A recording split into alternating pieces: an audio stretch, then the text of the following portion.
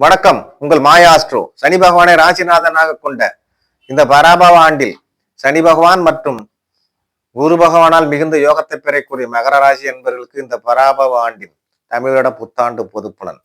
மகர ராசியினருக்கு இந்த ஆண்டு தொடக்கத்தில் உங்கள் ராசிக்கு 5 மற்றும் 10ஆம் இடத்த அதிபதி உங்களுடைய யோகாதிபதி சுக்கிர பகவான் உங்கள் ராசிக்கு 4ஆம் இடமான மேஷ ராசியில் சஞ்சரிப்பது கல்வியில் மேன்மை, பொன்பொருள் விருத்தி போன்ற பலன்களை சுக்கிர பகவான் உங்களுக்கு செய்து கொடுக்கக்கூடிய வாய்ப்பு உண்டு.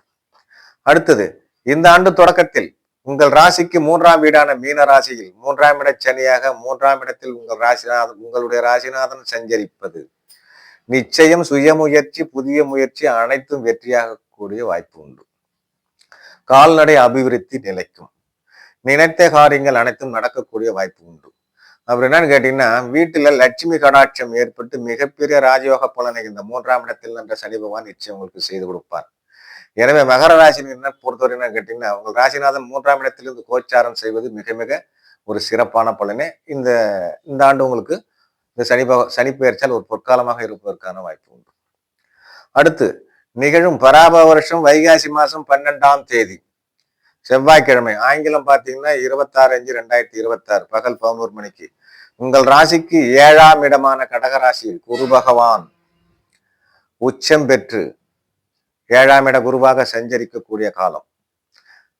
இதனோட பலன் என்னன்னு கேட்டீங்கன்னா, முடங்கி கிடந்த தொழில், திருமண தடை, வியாபார தடை அனைத்தும் நிவர்த்தியாகி உத்தியோகத்தில் உள்ளவர்களுக்கு உத்தியோக உயர்வு ஏற்பட்டு இந்த கடக ராசியில் என்ற 7ஆம் இட குரு பெயர்ச்சி அனைத்தும் செய்து கொடுக்க வாய்ப்பு உண்டு. அப்போ என்னன்னு கேட்டீங்கன்னா, உங்களுக்கு இந்த 7ஆம் இடத்தில் அமர்ந்த குருவும் மிக மிக ஒரு யோக பலனாவே இந்த மகர ராசியினருக்கு இருப்பதற்கான வாய்ப்பு உண்டு. எனவே அந்த பராபவ வருஷத்தை பொறுத்தளவுக்கு கேட்டீங்கன்னா, மகர ராசியினருக்கு